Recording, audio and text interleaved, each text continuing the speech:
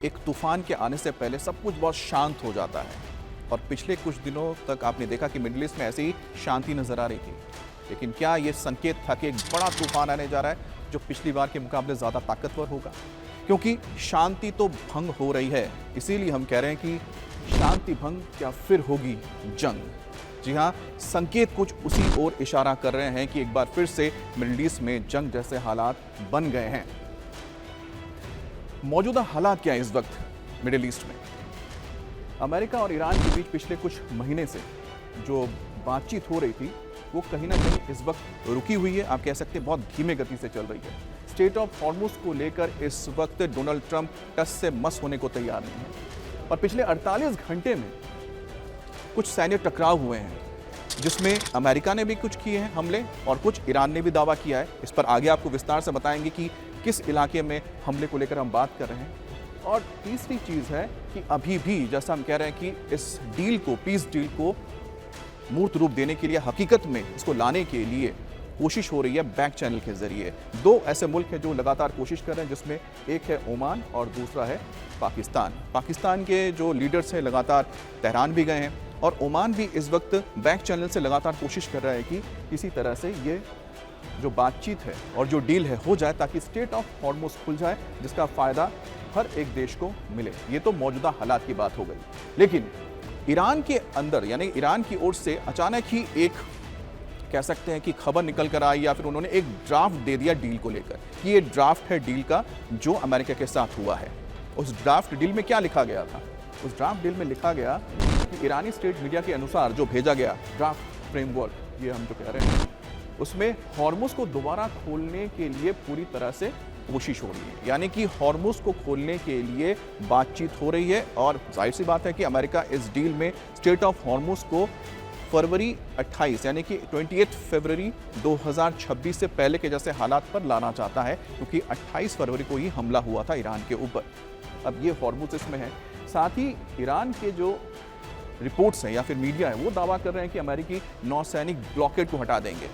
जो उसके आसपास नौसेना मौजूद है इस वक्त, चाहे पर्शियन गल्फ में हो, चाहे स्टेट ऑफ हॉर्मुज़ के ठीक बाहर ओमान की खाड़ी में मौजूद जो अमेरिकी जहाज़ हैं, जिसमें एक एम्फीबियस शिप ट्रिपोली भी मौजूद है, जिसके अंदर करीब हज़ारों की तादाद में मरीन कमांडोज भी तैनात हैं, वो शिप हटा लिया जाएगा, जो ब्लॉकेड हटा लिया जाएगा। ये दावा किया जा रहा है ईरान की ओर से। तीसरी चीज़ है, क्षेत्र में सैन्य तनाव कम करना शामिल है। सैन्य तनाव को कम कैसे करेंगे? तो ईरान क्या चाहता है? ईरान चाहता है कि अमेरिका अपने बेसिस से अपने फोर्सेस को हटा ले मिडिल ईस्ट के अलग अलग देशों से। ये फिलहाल जो ड्राफ्ट फ्रेमवर्क है ये तेहरान यानी ईरान की ओर से आया है। उसके साथ ही माना जा रहा है कि समझौता होने के 30 दिन के अंदर एक बार फिर से, जैसे समझौता आज अगर हो जाता है तो इसके 30 दिन बाद कोशिश होगी कि 30 दिन के अंदर या ठीक उसके बाद स्टेट ऑफ हॉर्मुज़ को पहले की तरह खोल दिया जाए।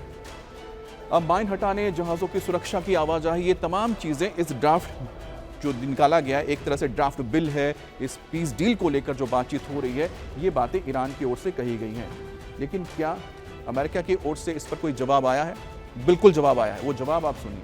वो जवाब बहुत आपके लिए जानना ज़रूरी है, क्योंकि वही तो संकेत दे रहा है कि वाकई में क्या वहाँ पर शांति भी रहेगी या हम जो कह रहे हैं शांति भंग और शुरुआत हो रही है जंग की। व्हाइट हाउस की ओर से आधिकारिक तौर पर क्या कहा गया है? पहली चीज़ है, व्हाइट हाउस ने ईरान के इस दावे को खारिज कर दिया है कि नहीं, ऐसा कुछ नहीं होने जा रहा है। खारिज कर दिया।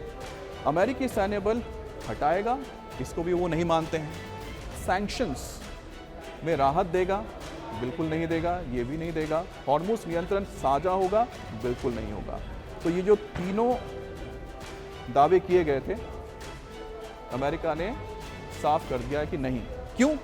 उनका कहना है इट्स नॉट ट्रू, फैब्रिकेशन है, यानी कि ये सरासर ये झूठ है और साथ ही साथ ये फर्जी है। अमेरिका की ओर से क्या कहा जा रहा है कि अभी तक तो पीस डील तैयारी नहीं हुआ है, मतलब पूरी तरह से साइन ही नहीं किया, ना ही इस पर कोई फाइनल बातचीत हुई है। हमने तो सिर्फ प्रस्ताव रखे हैं, अभी भी बातचीत जारी है और जो सीज फायर है वो बहुत ही आप कह सकते हैं कि नाजुक मोड़ पे पहुंचा हुआ है। और यही वजह है कि किसी भी वक्त ये हो सकता है कि एक बार फिर से जंग शुरू हो जाए। तो ये व्हाइट हाउस की ओर से जो तेहरान की ओर से दावा किया गया था उसे पूरी तरह से खारिज कर दिया गया है। अब डोनाल्ड ट्रंप भी लगातार इस मुद्दे पर अपनी बात रखते हैं और खुलकर रखते हैं। डोनाल्ड ट्रंप तेहरान की ओर से जो भी जानकारी आती है, ईरान की ओर से जानकारी आती है, आप देखेंगे कि कुछ एक नेताओं की ओर से आती है, जिसमें कई बार हम देखते हैं कि अब्बास अरागाची हैं जो विदेश मंत्री, उनके तरफ से आएगी, या फिर आपकी कुछ लिखित स्टेटमेंट आ जाएंगे, कुछ एक्स पर आते हैं, मसूद पेजिशकियान जो राष्ट्रपति है वो भी लिखते हैं। लेकिन डोनाल्ड ट्रंप हमेशा मुखर होकर सामने आके अपनी बात को रखते हैं। इस बार भी बिल्कुल सामने, और उन्होंने साफ साफ क्या कहा वो भी आपको सुना देते हैं। अब देखिए, वो कह रहे हैं कि ट्रंप कैबिनेट की जो मीटिंग हुई थी, बहुत अहम मीटिंग थी, उस दौरान उनसे जब पूछा गया तो उन्होंने कहा कि ईरान डेस्परेटली वांट्स डील। उन्होंने दावा किया कि ईरान की इकोनॉमी और मिलिट्री इस वक्त पूरी तरह से दबाव में है।